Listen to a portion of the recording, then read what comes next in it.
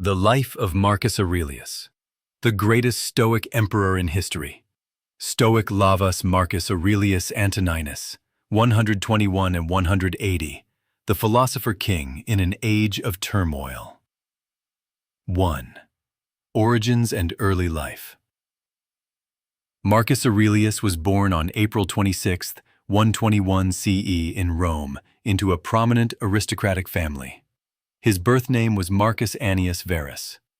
His father died when he was only 3, and he was raised by his mother Domitia Lucilla and grandfather Marcus Annius Verus II, who had a strong influence on his character and thinking.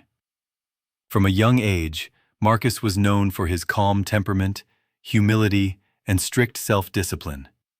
He received the finest education available to Roman elites, studying under renowned tutors such as the rhetorician Fronto and Greek philosophers like Diognetus, Herodes Atticus, and most importantly, Quintus Junius Rusticus, who introduced him to Stoic philosophy. In 138, Emperor Hadrian selected Marcus as his eventual successor through an indirect adoption process. He was adopted by Antoninus Pius, who would become emperor and raise Marcus as his heir, preparing him not only in matters of state, but in moral and philosophical conduct. 2. Reign and the Stoic challenge of power. Marcus became emperor in 161 CE, alongside his adoptive brother Lucius Verus, marking the first time Rome had 2 co-ruling emperors.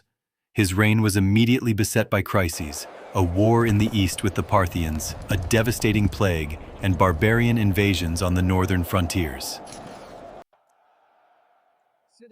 3. The Parthian War, 161 to 166. Almost immediately upon ascending to power, Marcus faced a major military threat. Vologases IV of Parthia invaded Armenia, a crucial Roman client kingdom.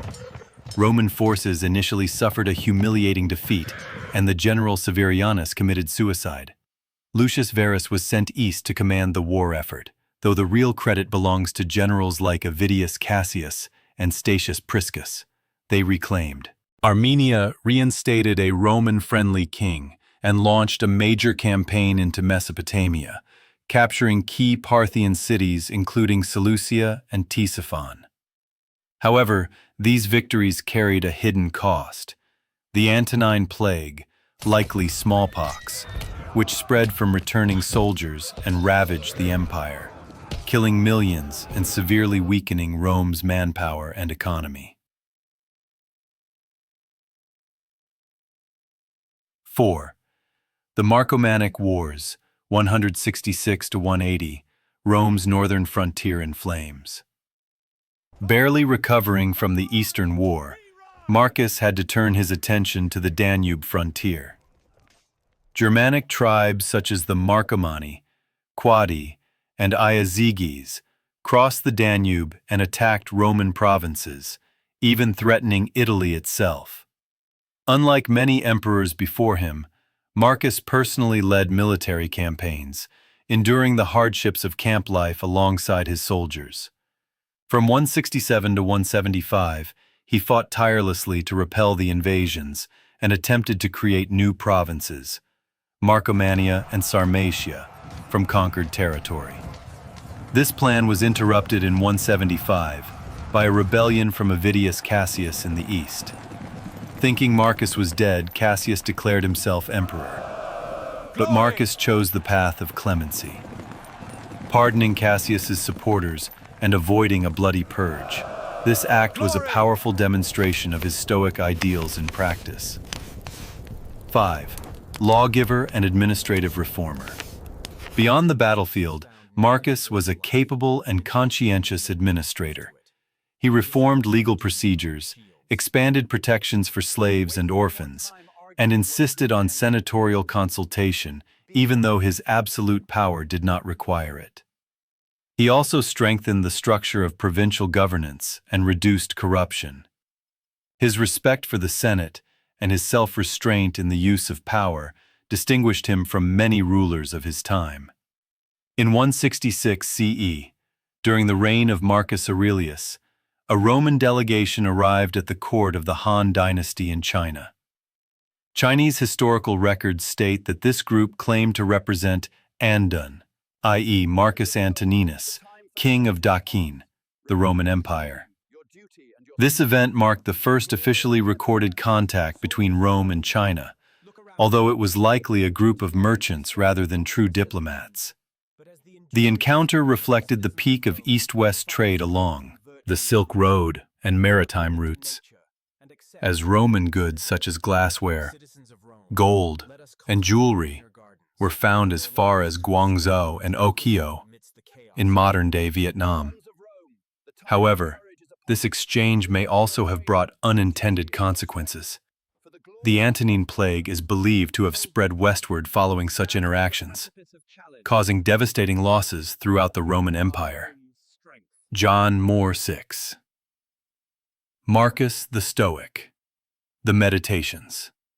Marcus Aurelius is best remembered today for his philosophical work, Meditations, written in Greek during his military campaigns along the Danube.